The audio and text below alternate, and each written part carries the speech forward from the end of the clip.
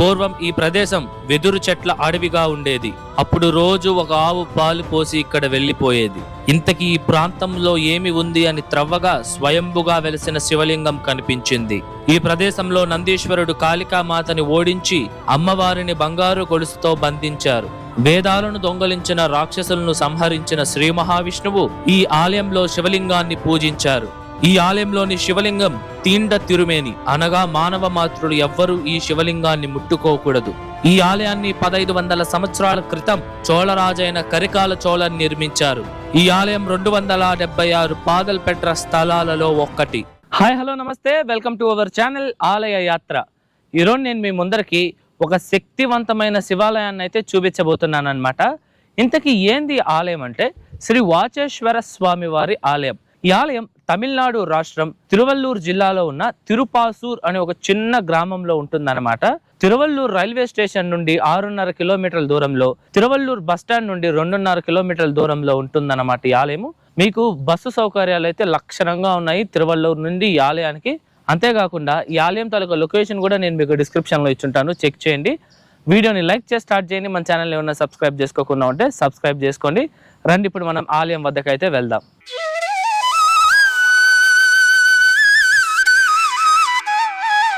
ఈ ఆలయం యొక్క టైమింగ్స్ విషయానికి వస్తే, ఈ ఆలయం ప్రతిరోజు ఉదయం 6 గంటల నుండి మధ్యాహ్నం 12 గంటల వరకు, తిరిగి సాయంత్రం 4 నుండి రాత్రి 8 గంటల వరకు భక్తులకి అందుబాటులో ఉంటుంది.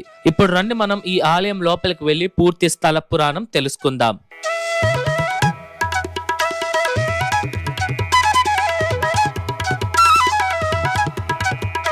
పూర్వం ఈ ప్రాంతమంతా పూర్తిగా వెదురు చెట్లతో ఒక దట్టమైన అడవి ప్రాంతంగా ఉండేది. ఆ సమయంలో ఒక ఆవు ఇక్కడ ఉన్న ఒక పుట్టపై ప్రతిరోజు పాలు పోస్తూ ఉండేది. ఇలా ఒక రోజు పాలేమవుతుంది అని అనుమానించిన ఆవుల కాపరి ఒకరోజు ఆ ఆవు వెనకాలే వెళ్ళగా ఆ ఆవు ఇక్కడ ఉన్న ఒక పుట్టలో పాలు పోస్తూ ఉండంగా అతను చూస్తారు. అప్పుడు ఆ కాపరి వాసి అని పిలవబడే ఒక వస్తువుతో ఆ పుట్ట చుట్టూ ఉన్న వెదురు చెట్లనైతే పూర్తిగా నరికేస్తారు. వాసి అని పిలువబడే ఆ వస్తువును ఆ సమయంలో చెక్కను నరికేయడానికి ఉపయోగించేవారు. అలా ఆ వాసి అనే వస్తువుతో ఆ కాపరి నరుకుతూ ఉన్నప్పుడు అక్కడ ఉన్న శివలింగానికి తాకి శివలింగం నుండి రక్తం కారడం మొదలవుతుంది. ఆ రక్తాన్ని చూసి ఆశ్చర్యపోయిన ఆ కాపరి వేగంగా వెళ్లి గ్రామస్తులకు చెప్పగా గ్రామస్తులు మరియు ఆ ఆవుల కాపరి ఈ ప్రాంతాన్ని పరిపాలించే చోళరాజైన కరికాల చోళన్కు విన్నపించగా ఆ రాజు తక్షణమే శివలింగాన్ని పుట్టలో నుండి బయటకు తీయమని ఆదేశించారు. అదే రోజు కరికాల చోళన్ యొక్క శత్రు రాజ్యంలోని రాజు ఈ ప్రదేశంలో పూర్వం నివసిస్తున్న జైన మతం వారితో చేతులు కలిపి చోళరాజును సంహరించాలి అని ప్రణాళిక వేస్తారు. అప్పుడు ఆ శత్రు రాజ్యపు రాజు ఒక చెక్క పెట్టిలో విష సర్పాన్ని పెట్టి ఆ పెట్టెను జైన మతం వాళ్ళకి ఇచ్చి వీటిని కరికాల చోళనికి బహుమతిగా ఇవ్వమని చెప్పగా వాళ్ళు చోళరాజులకు ఇచ్చారు. అదే రోజు రాత్రి ఆ చోళరాజు ఆ చెక్క పెట్టెను తెరవగా ఆ పాము రాజును కాటేస్తుంది. అప్పుడు సేవకులందరూ రాజును రక్షించడం కోసం ఎన్నో ప్రయత్నాలు చేస్తూ ఉండంగా ఒక పాములు ఆడించే వ్యక్తి రాజు వద్దకు వచ్చి రాజును రక్షించి విశ్రాంతి తీసుకోమని చెప్తారు. అప్పుడు ఆ రాజు నిద్రపోతూ ఉండంగా కలలో పరమేశ్వరుడు కనిపించి, నీకు ఏమి కాదు, ఎందుకంటే ఆ పాములు ఆడించే వాడిలా వచ్చింది నేనే. ఆ పుట్టలో పూడ్చి ఉన్న ఆ శివలింగం చుట్టూ ఆలయాన్ని నిర్మించమని స్వామివారు ఆదేశిస్తారు. తర్వాత రోజు ఉదయం రాజు నిద్రలేచి తక్షణమే ఆ ఆలయ నిర్మాణాన్ని అయితే మొదలు పెడతారు.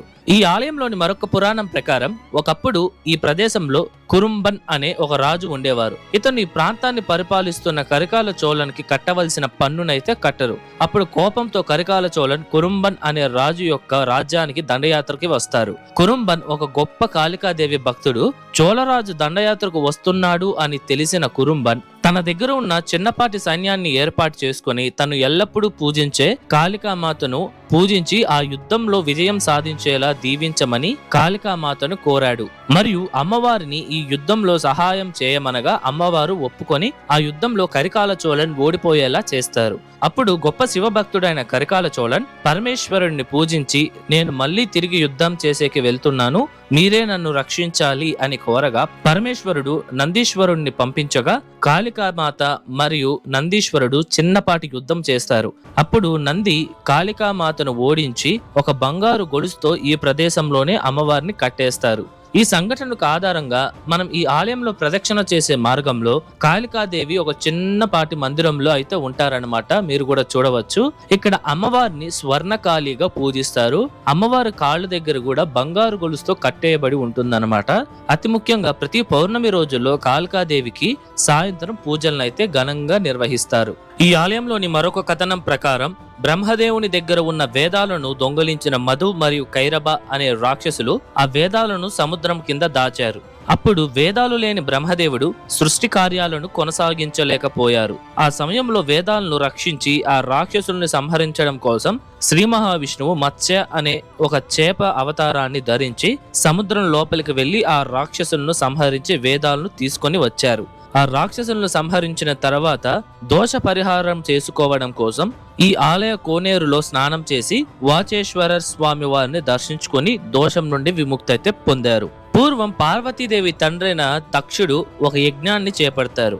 అప్పుడు పరమేశ్వరుడు పార్వతీదేవితో యజ్ఞానికి వెళ్ళొద్దని చెప్పగా అమ్మవారు స్వామివారు మాట వినకుండా ఆ యజ్ఞానికైతే వెళ్తారు. దీనికి కోపగించుకున్న మహాశివుడు అమ్మవారిని భూమిపై జన్మించమని శపిస్తారు. ఆ శాపం మేరకు అమ్మవారు భూమిపై జన్మించి మహాశివుడే భర్తగా రావాలని తపస్సు చేస్తారు. ఆ తపస్సుకు మెచ్చిన పరమేశ్వరుడు ఈ ప్రదేశంలో అమ్మవారిని తన్కాదలి అని పిలుస్తారు. తమిళంలో తన్కాదలి అంటే నా ప్రియమైన అని అర్థం. ఈ ఆలయంలో అమ్మవారికి ప్రత్యేకంగా మందిరం కూడా ఉంది. అమ్మవారిని తన్కాదలి అమ్మన్, పశుపతి నాయకి మరియు మోహనాంబాల్ అని కూడా పిలుస్తారు. అమ్మవారి యొక్క మందిరం చాలా చాలా అద్భుతంగా ఉంటుందన్నమాట. అలాగే ఈ ఆలయంలోని స్వామివారిని సూర్యచంద్రులు, భరద్వాజ, భృగు మహర్షులతో పాటు అభిమన్యుడు మరియు విశ్వామిత్రుడు కూడా పూజించారని అయితే స్థల పురాణం చెప్తోంది. ఈ ఆలయంలో పరమేశ్వరుడు లింగం రూపంలో భక్తులకి దర్శనమిస్తారు. స్వామివారు వెదురు చెట్ల అడవిలో ఉన్నందున స్వామివారిని శ్రీ పశురనాథర్ అని అయితే పిలుస్తారు. తమిళంలో పశు లేదా మూంగిల్ అంటే వెదురు చెట్టు అని అర్థం. అలాగే వాసి అనే వస్తువు ద్వారా స్వామివారికి రక్తం వచ్చినందున స్వామివారిని వాచేశ్వరర్ అని కూడా పిలుస్తారు మరియు పశుపతినాథర్ అని పేరుతో కూడా పూజిస్తారు. ఈ శివలింగం స్వయంభుగా వెలిసింది. అంతేకాకుండా అప్పట్లో స్వామివారికి రక్తం వచ్చిన ఆ భాగంలో ఇప్పటికీ కూడా మనం స్వామివారికి అభిషేకం చేసే సమయంలో ఆ గాయం యొక్క మచ్చలను అయితే చూడవచ్చు. అలాగే ఈ శివలింగం తీండ తిరుమేని అంటే మానవ మాతృలు ఎవ్వరూ ఈ శివలింగాన్ని ముట్టుకోకూడదు. పూజారులు కూడా అభిషేకం చేసే సమయంలో కూడా ముట్టుకోరు. ఈ ఆలయంలో శివరాత్రి, మాస శివరాత్రి మరియు ప్రదోష కాలంలో పూజలను ఘనంగా నిర్వహిస్తారు. మరియు ప్రతి సంవత్సరం మే, జూన్ నెలల్లో బ్రహ్మోత్సవం ఈ ఆలయంలో జరిగే ప్రధాన పండుగ. శివరాత్రి రోజున మాత్రమే స్వామివారికి కేతకీ పుష్పంతో పూజలను నిర్వహిస్తారు. దీని వెనకాల ఒక చరిత్ర కూడా ఉంది. అదేంటంటే బ్రహ్మ మరియు విష్ణువు ఎవరు గొప్ప అనే విషయంపై వాగ్వాదం చేసుకుంటున్న సమయంలో మహాశివుడు ఒక జ్వాలా స్తంభంగా ఆవిర్భవించి ఆ స్తంభం యొక్క మూలాలను కనుక్కోమనగా అప్పుడు బ్రహ్మ హంసరూపాన్ని ధరించి పై భాగానికి, మహావిష్ణువు వరాహ అవతారాన్ని ధరించి భూమి కింద భాగానికి వెళ్ళగా ఎంత వెతికినా ఆ జ్వాల స్తంభం యొక్క మూలాలైతే కనుగొనలేకపోతారు.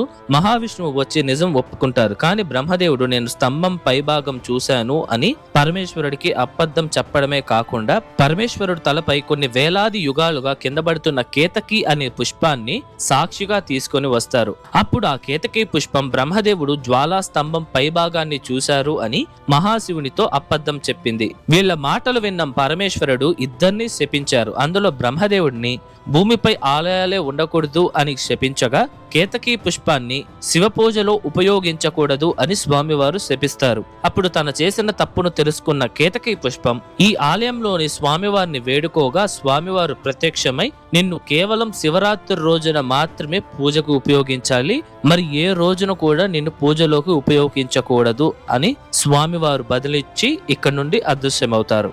ఈ ఆలయంలోని వాచేశ్వర స్వామి వారిని 63 మంది నాయనార్లలో 28వ వారైన తిరుజ్ఞాన సంబంధర్ వారు స్వామివారిని కీర్తిస్తూ ఎన్నో పద్యాలను అయితే పాడారు.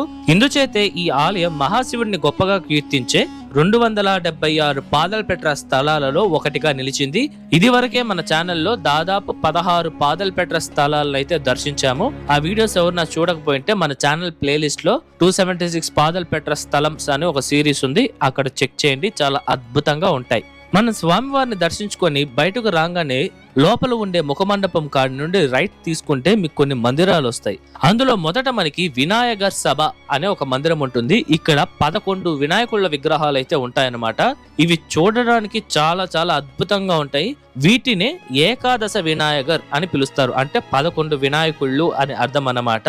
ఇప్పుడు మనం ఈ ఆలయం యొక్క పూర్తి నిర్మాణ చరిత్రను అయితే తెలుసుకుందాం. ఈ ఆలయాన్ని మొదట 3 నుండి 4వ శతాబ్దం కాలంలో కరికాల చోళన్ నిర్మించారు. తర్వాత 6 నుండి 7వ శతాబ్దం కాలంలో అనగా దాదాపు 1500 సంవత్సరాల క్రితం చోళరాజులు ఈ ఆలయాన్ని భారీ స్థాయిలో విస్తీర్ణించారు.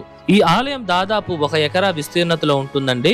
ఇక్కడ మనకి సుబ్రహ్మణ్య స్వామికి, వినాయకుడికి, ప్రధాన దేవీ దేవతలైన వాచీశ్వరర్ మరియు తన్కాదలి అమ్మన్ వారికి కూడా ప్రత్యేక మందిరాలు అయితే ఉన్నాయి. మనకి మొదట్లోనే ఈ 3 అంతస్తుల బ్రహ్మాండమైన రాజగోపురం అయితే కనిపిస్తుందండి. ఈ గోపురం చాలా చాలా అద్భుతంగా అయితే ఉందన్నమాట. మీరు కూడా చూడవచ్చు. వాటిపైన శిల్పాలు కూడా చాలా అద్భుతంగా ఉంది. మనకి మొదటి ప్రాకారంలో ఆలయం యొక్క ధ్వజస్తంభం, బలిపీఠం మరియు అద్భుతమైన నంది మండపం అయితే ఉంటుందన్నమాట. ఒక శిథిలమైపోయిన ఒక పెద్ద మండపం అయితే కనిపిస్తుంది. ఈ మండపం ఏ సమయంలో ధ్వంసమైందనే ఆధారాలు అయితే ఇప్పటి వరకు తెలీదు. మోస్ట్లీ మృగల్ రాజుల దండయాత్రలో శిథిలమై ఉండొచ్చు అని అయితే చెప్తున్నారనమాట.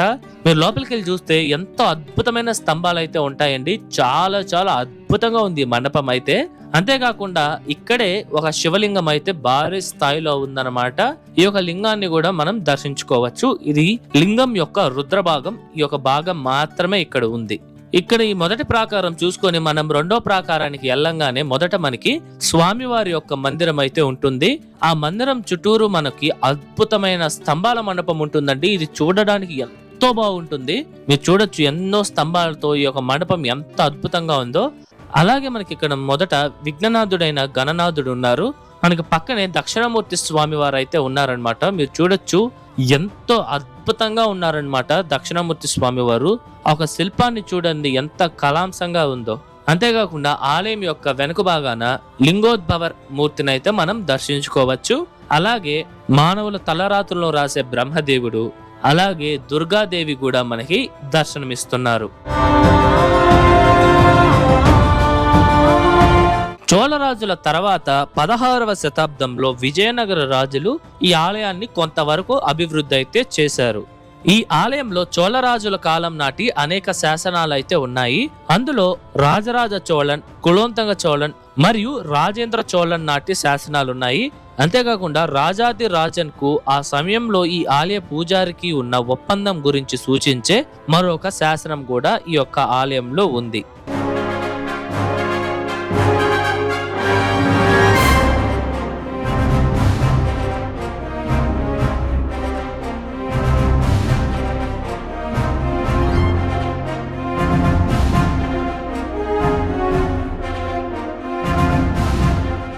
ఇదండి ఇవాల్టి వీడియో ఎలా ఉంది? నచ్చిందా? ఐ హోప్ ఈ ఆలయం తాలూకా పూర్తి చరిత్ర మీకు అర్థమయ్యేలా చెప్పాను అనుకుంటున్నాను. మీకు ఎటువంటి డౌట్స్ ఉన్నా సరే కమెంట్స్లో తెలియజేయండి. నేను మీకు పక్కా రిప్లై ఇస్తాను. అలాగే ఈ వీడియోకు ముందు మన ఛానల్లో 276 పాదలపెట్ర స్థలాలలో రెండైన ఓండ్రీశ్వరర్ స్వామి వారి ఆలయము మరియు విల్వనాథీశ్వరర్ స్వామి వారి ఆలయంతో పాటు కాంచీపురంలో ఉన్న మరియు ప్రపంచంలో మరి ఎక్కడా లేని విధంగా ఒకే ఆలయంలో 4 దివ్య దేశాలు ఉండే ఉలగనంద పెరుమాల్ ఆలయాన్ని కూడా మనం దర్శించాము. ఇవన్నీ నేను మీకు డిస్క్రిప్షన్ లో ఇచ్చుంటాను, చెక్ చేయండి. అలాగే ఈ వీడియో నచ్చితే లైక్ చేయండి, మీ ఫ్రెండ్స్ అండ్ ఫ్యామిలీస్కి అయితే షేర్ చేయండి. మర్చిపోకుండా మన ఛానల్ అయితే సబ్స్క్రైబ్ చేసుకోండి. మీరు సబ్స్క్రైబ్ చేసుకుంటే ఇలాంటి ఎన్నో అద్భుతమైన ఆలయాలను అయితే మీరు చూడవచ్చు అన్నమాట. ఓకేనా? మరొక అద్భుతమైన ఆలయం వీడియోతో మీ ముందరకు వస్తా. అంతవరకు మీ శివవర ప్రసాద్ signing off.